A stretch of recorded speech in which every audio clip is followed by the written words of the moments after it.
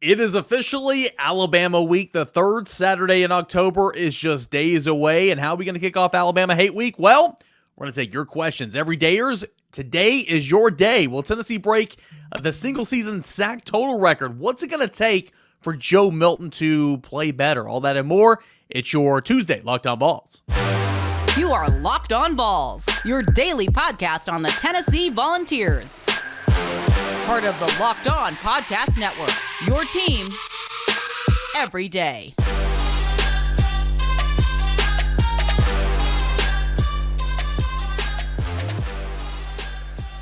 What is up, everybody? Welcome into it. This is Locked On Vols. It is your team every single day, and I'm your host, Eric Kane.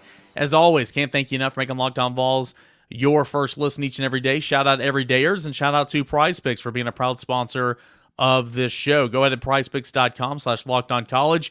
You can earn 25 times your money back in winnings. That's over at prizepicks.com.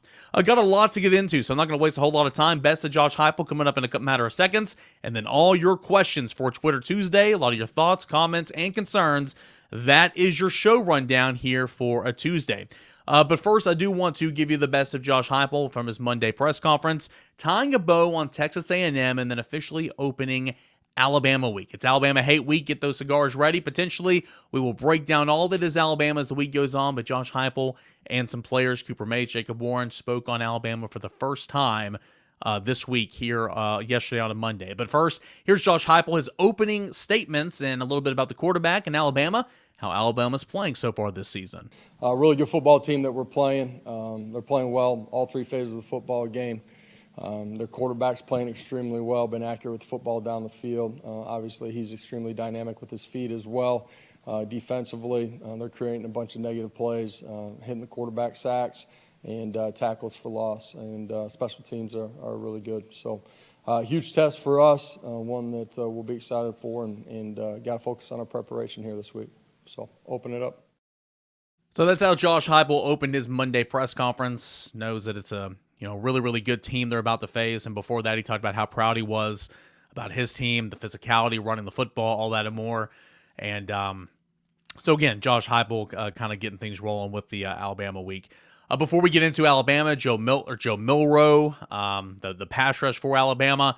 Josh Heupel was asked about Joe Milton. I mean, the conversation, almost all of y'all's questions are dominated by Joe Milton. That's fair. Again, that's fair. He's quarterback of your football team. He's not playing well. But there was a lot of questions asked to Josh Heupel as well, contrary to a lot of fans' belief about how media doesn't ask the tough questions. Gosh, that's my favorite thing that people do. As you can see, sarcasm. Josh Heupel's asked a lot of questions about Joe Milton, and this one's about his confidence. Do you need to say anything to him? Kind of what's Joe Milton thinking about right now as you're trying to prepare for a new opponent, knowing that you didn't have your best game the game before. Here's how Josh Heupel answered that on his quarterback in Joe Milton. I mean, I think, when you don't play your best football, you got to be able to wipe it clean. When you play your best football, you got to be able to wipe it clean too. And at the end of the day, have a routine that takes you to kickoff so that you are putting yourself in a consistent position to go play your best. Joe's been really mature in how he has prepared. There's some things fundamentally that he's done really well that he didn't do in the last one. We got to be a little bit better in the pass game. That's him. That's the wideouts. It's everybody. Again, continuing to not deflect and everything, but he's saying, hey, it's not just Joe. It's coaches, it's wideouts and all that. But it sounds, at least from Joe Milton, it's a snap and clear mentality. So we'll see how much he can do that going from this game to a hostile environment, Tuscaloosa, and what's going to be a huge, huge game for Tennessee, third Saturday in October. We go from one quarterback. Again, we'll talk more Joe Milton as the show goes on and as the week goes on. We go from one quarterback to the next. I asked Josh Heupel about Jaylen Milroe. When is Jaylen Milroe at his best? Here's what Josh Heupel said about the Alabama quarterback. Yeah, he's made a bunch of plays from inside of the pocket, pushing the football down the football field. His ability, if you don't have rush integrity to get out and make plays with his feet, is something that pops out on the tape. And then he obviously, when the ball's in his hands and he's a part of the run game, he's dynamic. So he's somebody that you got to have bottled up, every snap. He's a dynamic playmaker. Two more clips I want to play with you, then we're going to get into your questions. The first, and again, this is something that, I mean, I don't try to be a Debbie Downer or anything, but I try to do my job, and wouldn't be doing my job in a week like this if it didn't talk about the struggles on the road for Tennessee. And we'll break this down as the week goes on. But think about it. Since November last year, Athens, Georgia, Columbia, South Carolina, the Swamp, Gainesville, Florida. I don't count Vanderbilt, and I don't count the Orange Bowl. Tennessee struggled on the road. Why? Well, crowd noise. It's a huge deal. How are you going to deal with crowd noise? How will this game be different from some of those games and the outcomes that preceded those struggles, pre-snap penalties? Josh Heupel, center Cooper Mays, who didn't play the Florida game, they kind of weigh in on that. Yeah, end of the day, we got to do a great job of communicating. You got to focus on your job and be dialed into that. It's 11 on 11 when you're inside the line. So, we've continued to work that. Believe we'll be ready for it when we hit game day. Yeah, just doing our job at a high level. I think if you look at all those things that went wrong in that game, a lot of it was self-inflicted. So just going out there, being ready for the moment, and, just having clear communication even when it's loud out there, just doing our jobs at a really high level. It just differs kind of on the environment. Basically for, cadence, they'll do some silent count stuff if it's going to be a loud environment. And then, just different facets of snap count and if it's going to be verbal on the hands or silent. Not much, but kind of stuff like that in third down. If you went to your everyday job and somebody put a speaker right next to your head and it was about as loud as it got, you probably wouldn't be very good at your job. So that's just the challenge. It's an added level of chaos a little bit. I like that answer there. He said, and again, he wasn't trying to be a smart aleck, but that's Cooper Mays, kind of talking about it. He said, hey, if you went and did your job, you went to work on Monday or Tuesday and somebody put a speaker right in your ear, you'd have a hard time concentrating and hearing and communicating. And that's football, though. You got to find a way around it, and that's what Cooper Mays was saying. You just got to do what you do at a high level and fix the little things. And so, hey, we will see. That is something Tennessee truly has struggled with in loud environments. Now, we'll see. We'll see what that loud environment, in Tuscaloosa, how it stacks up to the likes of like Neyland at home, for the other team, Georgia on the road. We'll see what happens. But you're going to have to do better in that regard. And the last thing I want to play for you right here before we get into your questions is about that Alabama pass rush. Tennessee gets after the quarterback in a good way. Alabama does as well. Very similar stats. We'll get into that as the week goes on. But you have Dallas Turner, who leads the SEC with 7 sacks. You got Chris Braswell, this guy like 4.5 sacks. 2 guys off the edge that are really good, kind of like James Pierce and Tyler Barron for Tennessee. Pierce is number 2 in the SEC with 6 sacks, and of course, you have Dallas Turner, as I mentioned, leading the SEC in sacks. So here's Josh Heupel on trying to slow that down this week against Alabama. I'm going to say this, and it's kind of on repeat from last week, too. You got to have some efficiency in the run game. You get into long yardage situation, these guys are going to be able to pin their ears back and come after the quarterback. They're multiple in what they do.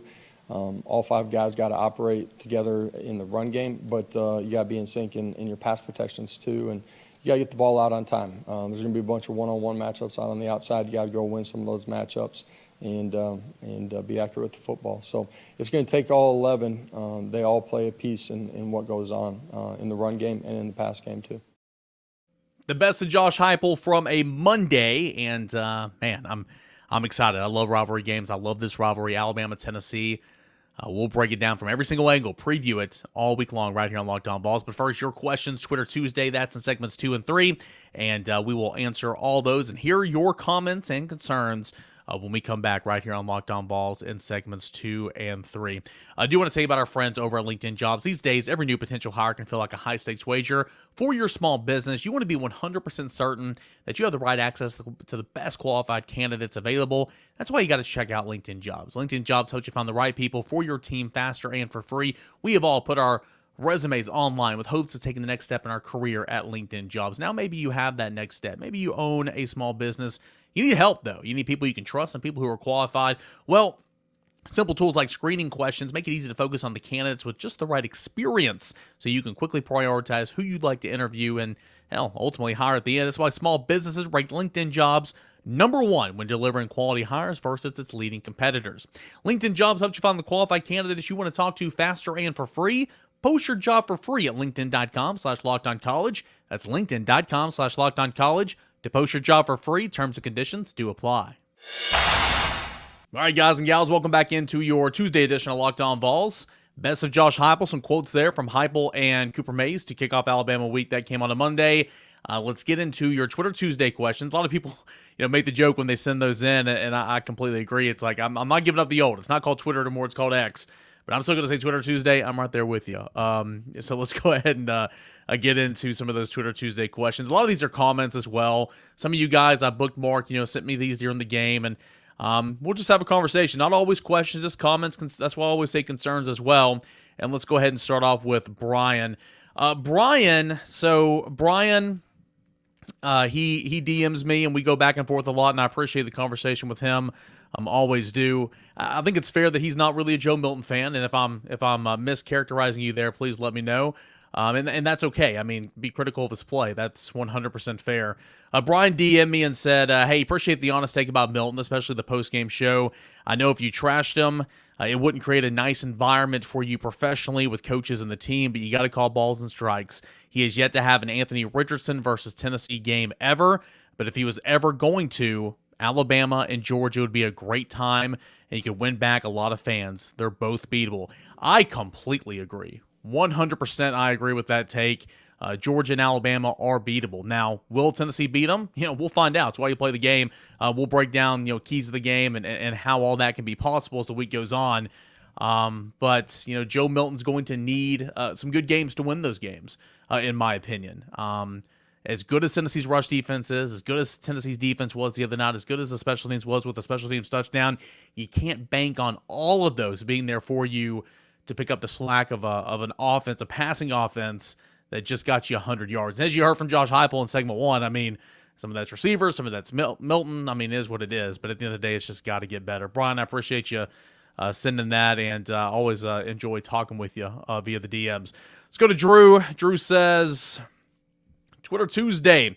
All right, we all know that Joe Milton is what Joe Milton is at this point. With that being said, when you think the passing game has to click at some point or another? I mean, come on. Yes, the receivers need to help him out. Somebody has to step up. You just got to think that they're going to be a game coming down the pipe where he busts the vertical game wide open. Wishful thinking or truth, what do you say? Hasn't happened through 6 or maybe, so it's just wishful thinking. I will say one difference is there's not guys running free behind the secondary like we saw last year. Heupel's offense gets, one-on-one matchups. You got to win those one-on-one matchups. But at least last year, it felt like there were so many guys running well behind the secondary. You haven't seen that a lot this year. I agree with you. I just think it's a matter of time. Again, shoulda, coulda, wouldas. A lot of people think I'm just carrying water. A lot of people think I'm just sticking up for Joe Milton or whatever. I mean, we do this every single week. I told this to Boogie when I was on his show Monday morning. You look at this play, well, that was pass interference. You look at this play, well, that was drop. You look at this play, well, that receiver stopped running. I mean, it's the whole operation. And if you get some of those plays, then it's kind of a different ball. It's kind of a different outcome. At the end of the day, it's got to work, right? And so I'm with you. I think that at some point it can blow right open. I mean, one of those catches can change a stat line and can change a game completely. You haven't seen it yet, but again, we'll have to see. And again, much like Brian just said, I mean, Joe Milton's not going to win the Heisman, but he's capable of having a Heisman-like day. Anthony Richardson against Tennessee last year, that was a Heisman-like day. Joe Milton hadn't done that yet. I still think he can, but, we'll see. We'll obviously see. Let's go to Volinarchy. He says, mailbag questions. I know a lot of missed calls on both sides, and this seems to be across the SEC, if not all college football. Is this going to get worse before it gets better? Man, I don't know. Officiating, and again, I don't want to be that guy that harps on officials and officiating and all that, but it just kind of is what it is. It's been really, really bad this year. Not just for Tennessee, but against Tennessee and all that, or not just against Tennessee, but for Tennessee as well. That game the other night, man, there was a lot of missed hold calls. There was some blocking the back missed calls on Tennessee that should have pushed them back. I mean, it's been pretty bad this year, so I don't want to see it get worse before, because I feel like it's worse right now, right? I don't want to see it get any worse than what it is right now. Hopefully it gets better. Also says, I expect Bama to load the box and force Joe to throw. Do you think he can get it done through the air? So far this year, he has not been impressive or lived up to his potential. Yeah, I mean, if I'm Alabama, I'm trying to stop Tennessee's run game because Tennessee's run game is so good. But, Brent Hunt's brought this up on the Rocky Top Rewind Sunday night. it's hard for teams just to stack the box against Tennessee because the splits, the spacing. I mean, you can be on the left hash and put your outside receiver all the way out to the opposite side of the numbers. And that's a lot of green turf or a lot of green grass between you and the end men on the line of scrimmage. So it's difficult. If I'm Alabama, yes, I'm trying to stop Tennessee's run, and I'm trying to say Joe Milton win this football game. Now, I thought that's what Texas A&M was going to do to Tennessee, and it tried to do that against Tennessee. Tennessee just continued to run. And, I mean, yeah, Joe Milton was a complete non-factor in that football game through the air, but Texas A&M just couldn't stop the run. So if I'm Alabama, I'm trying to do something similar to that, but actually stop the run. But yeah, again, as we're kind of continuing to reiterate here, yes, Joe Milton has been a little bit of a disappointment, and he has not maintained his potential or lived up to his potential through the air so far this season. We'll continue to work our way down here. Let's go to Braden. Who was the biggest impact freshman in transfers so far this season? It's a good question. Impact freshman so far this season. I mean, it's got to be Arian Carter, right? I mean, he plays the most of any freshman. David Hobbs gets some looks on the defensive line. Cam Seldon's back there as a returner with D. Williams on kick return. But yeah, I mean, it's got to be Arian Carter, right? So I would say the most impactful true freshman would be Arian Carter. Jeremiah Thielander gets some looks. Remember, Elijah Herring's a sophomore. So unless I'm just completely mind-blanking here and forgetting somebody, I would probably go ahead and say Arian Carter, though he hasn't made huge big-time plays, but he's playing, and he's that third man off the bench, if you will. He's in that rotation. So I guess I'd go Arian Carter, and he just needs to continue to get better and better. I think he looked lost earlier in the year. I think the game's slowing down for him. I think he's making some plays. I want to see him be more explosive. But anyway, I would say Arian Carter there. And what do you think is going on inside Joe Milton's head right now with so much mixed noise from the fan base? Yeah, it's a good question. I don't think Joe Milton really struggles with confidence. I don't think he ever has. Now, I'm not saying that he's oblivious. I think he hears things. It's hard not to hear things. It's everywhere. It's 2023, right? So I would say that, Josh Heupel talked about this on Monday. He's always, prepared. He's a prepared guy. He knows how to approach each day of practice. He knows how to approach each game. It's a snap and clear mentality. He's according to Josh Heupel, he's really good in that respect. So, I think he, kind of pushes it down a little bit, just like all players do, not just Joe Milton. Kamal Haddon, him, Joe Milton, who were some other highly scrutinized players, members of the secondary as well, over the years. That's just part of being an athlete. So I'm sure he hears it. I'm sure he has a lot of, going back to his days at Michigan as a starting quarterback, and even one of the best high school quarterbacks in the country down in Florida as a high schooler. I mean, I'm sure that he kind of has a system for dealing with this, but he knows it's out there. He's not oblivious to that. Let's go to Jacob. Is Milton handicapping this team in the play calling? Well, yeah, he definitely handicapped the play calling Saturday night. I would wholeheartedly agree. Let's go to James. James says, regarding Joe, I'm with you. There's no reason not to start him in Tuscaloosa and most likely in Lexington too. If he plays as poorly in both of those games, this has been a Joe Milton segment. If he plays as poorly in those games as he did against A&M and turns the ball over like he has in every SEC game this year, Nico should absolutely be considered going forward into UConn week. Don't know that they will, but if Joe isn't executing the offense and isn't taking care of the football, it's a disservice to the rest of the team to keep sending him out there.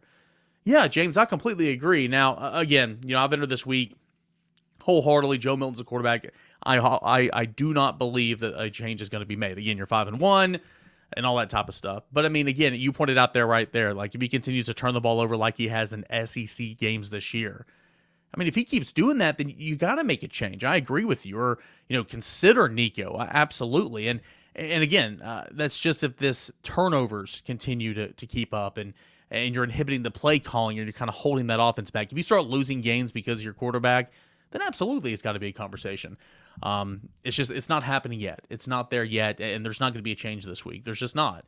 So we'll see what happens. Again, it's in my opinion, it's week to week. I don't think that it's right on the verge of a change in quarterback. I mean, I don't think that Nico is ready to come in and be the starting quarterback, and that's no indictment on Nico. That's just my opinion. We'll see what happens. But to your point, if it continues on, then absolutely you have to have that conversation 100%. percent.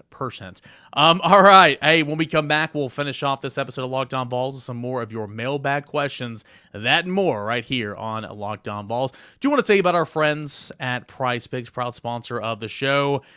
Prize Picks, the most fun I've ever had, winning 25 times my money back this football season. You just select 2 or more players, pick more or less on their projected stats, and place your entry. Testing my skills on Prize Pick this football season is the most exciting way to play daily fantasy sports. If you have the skills, you can turn $10 into $250 with just a few taps. Here's how it works. It's super easy. PrizePicks is the largest independently owned daily fantasy sports platform in North America. We are the easiest and most exciting way to play DFS. It's just you against the numbers. Instead of battling thousands of players, including pros and sharks, you pick more than or less than on 2 to 6 players, stat projections, and watch the winnings roll in. Go to prizepicks.com/lockedoncollege. Use the promo code lockedoncollege for a first deposit match up to $100. Again, that means if you put in $100, they're going to match you $100 up to $100. prizepicks.com/lockedoncollege. Use promo code lockedoncollege for a first deposit match up to $100. That's prizepicks.com. It's your Tuesday Locked On Balls, a final segment here, and we're answering your questions, you everydayers. Appreciate you guys for making the show what it is by subscribing to Locked On Balls, the YouTube channel, and subscribing and following us wherever you listen to your podcasts. Today is your day. Everydayers get to take over the show, so let's continue to work through some of this conversation on Twitter. This is from Jared. Jared says, hey, is it time to talk about this year's team potentially breaking or tying the Tennessee single-season sacks record of 50 set back in 2000? We're literally at the halfway point of the season, and we're at 24. So, yeah, this team gets after it, man. I'm telling you. And if this continues to keep up, obviously, I see what you're saying. You're at 24 right now. The record set in 2000, about 23, 24 years ago, was 50. Obviously, the slate's going to get challenging. Alabama, Georgia, some of these better offensive lines where you had some gimmies, like you had Austin P, you had UTSA, you had Virginia. But, yeah, I mean, for sure. I mean, as long as James Pierce and Tyler Perrin continue doing what they're doing, we need to continue to have that conversation. So, yeah, don't look now. About halfway there. It's a testament to Rodney Garner and that group up front. Let's go to – oh, wow. I just realized I just saw the handle on this guy. Okay, so the name is Eric Kane Segment 2. I don't know what that means. Anyway, bro, that's what he says. Are we heading down to Alabama with a better offensive and defensive line than them, meaning Alabama? Like, they definitely have more talent, but functionally feels like Tennessee is better. You know, I dug down into the numbers, man. First glance came out yesterday, last night at VolQuest.com, and I got the numbers. Alabama's offensive line has allowed 31 sacks, 50 TFLs, averaging 3.8 yards per carry. It's 44% on third downs. It's got 12 touchdowns and 20 trips to the red zone. You look at the offense overall, 30 points per game. That's 9th in the SEC. 367 yards of total offense. That's 10th in the SEC. They're 10th in passing, 8th in rushing, all this in the SEC. The offensive line's got some players. A really, really good center, a really good right tackle, an all-conference left guard, a 5-star freshman at left tackle. But so far this season, and I'll be the first to say I've been critical of the offensive line, but, you know, it's functionality of trying to figure out who goes where. Didn't have Cooper Mays for a long time. And it's still a work in progress. You still have some shortcomings, don't get me wrong, but, you know, Tennessee's only giving up, I believe, 9 sacks on the season, and that doesn't tell the whole story now. Again, we talk about that all the time, about how sacks don't tell the whole story, just like the other night when Tennessee only had 2 sacks, but they beat the crap out of Max Johnson. Alabama's offensive line is not playing up to its potential, to your point. And the defensive line's good. You got Dallas Turner. You got Chris Broswell coming off the edge.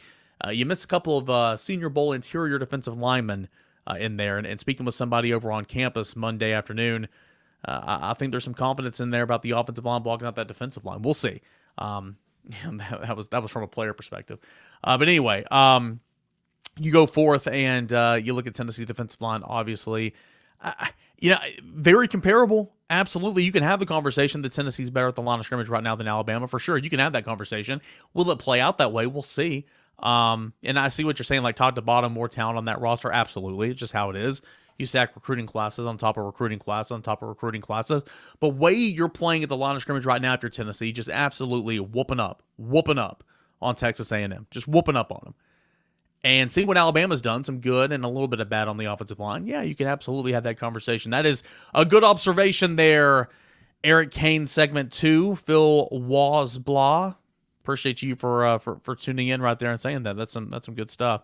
Let's go to Nathan. Nathan says, do you think we see more of the young receivers or others over Dante and Keaton with the drops that we've seen? No, I don't. Number one, you're short, you're shallow with that position group. Number two, you're not ready with some of these freshman wide receivers yet. So, that being Nathan Leacock and Nate Spillman. You're going to see Caleb Webb, obviously. Jazz Nimrod started the other game, and you're going to continue to see Dante Thornton get some opportunities, in my opinion. And then, of course, that goes along with Keaton, who's going nowhere, and Squirrel White. So I would say no to that one. Let's go to D. Siller.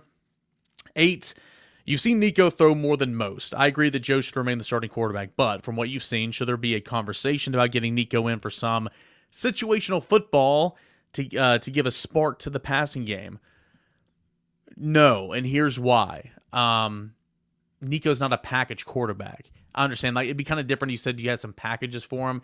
Nico's not a package quarterback. In my opinion, this is just my opinion, you start doing that, you're playing with fire. I mean, you start doing that shows you don't have confidence in Joe Milton. And I understand Joe's not playing well. I'm just saying from a coaching perspective, from a team perspective, if you make a move, and I know you're not talking about a permanent move, but if you make a move, it's hard to go back, in my opinion, in this situation. So I would say no, but the conversation, if Joe continues to play like this and turn the football over in SEC games like we talked about in segment number 2, if that continues, then the conversation should absolutely be there. I agree.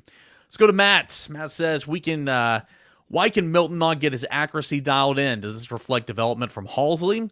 What happened to the Joe Milton that played against Vandy and Clemson last season?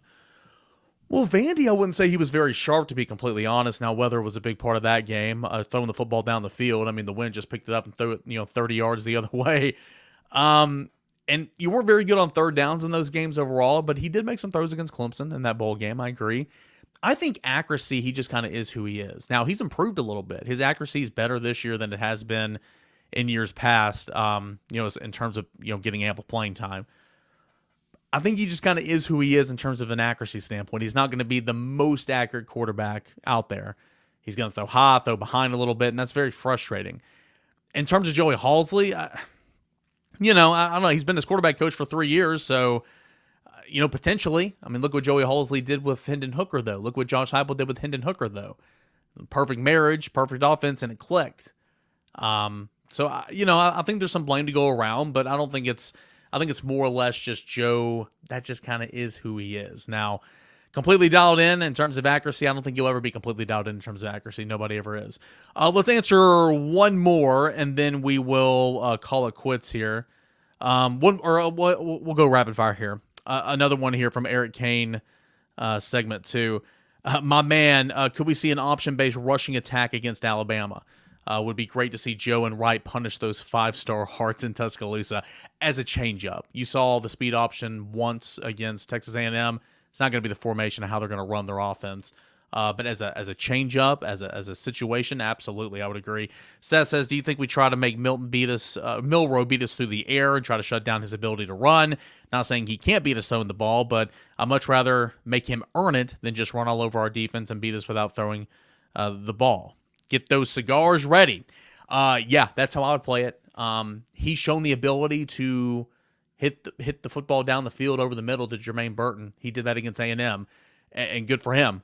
But I would much rather, like you said, make him earn that than let him, just run all Matt Corral, Bryce Young back in 2021, just run all over your defense, because he's capable of doing that for sure. Last thing is from Randy. Hey, Kane, just wanted to get your thoughts on this. Is there any benefits to running a tempo offense if all you have to hang your hat on is a ground game? I know it prevents the opponent from substituting, but are those substitutions primarily to defend against the pass? In shorts, yes. The tempo, even if you're just running the football every single play, yes, absolutely. It wears you out, and that run game hits you in the mouth. It hits you in the mouth, and you don't get situated. You don't get settled. You're sucking air. Tempo is just all about wearing out that defensive front and then hit them with that pass because they can't change defensive personnel. Guys, thank you so much for tuning in and making Locked On Vols Twitter Tuesday a hit every single week. Every day, or that's when you take over the show. Can't thank you enough. You guys are the absolute best. And when we come back tomorrow, we'll get a little Ward Wednesday, Josh Ward. That happens. Plus, we'll take a look at the stats that matter from Pro Football Focus. All that and more on a Wednesday Locked On Vols, which you have to look forward to. Appreciate you guys as always. Until then, enjoy the rest of your Tuesday, everybody.